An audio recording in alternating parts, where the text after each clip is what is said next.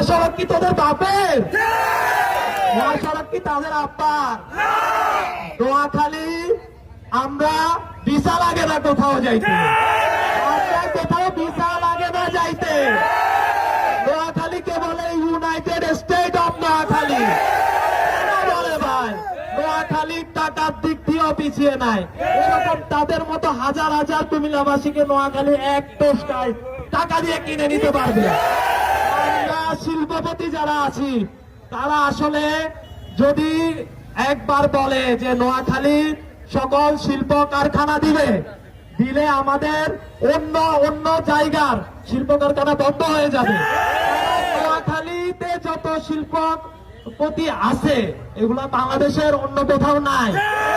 তো আরেকবার আমরা বলি, রক্ত লাগলে রক্ত নেন, টাকা লাগলে টাকা নেন, বাইকের চাকা ঘুরাও ভাই। আজকে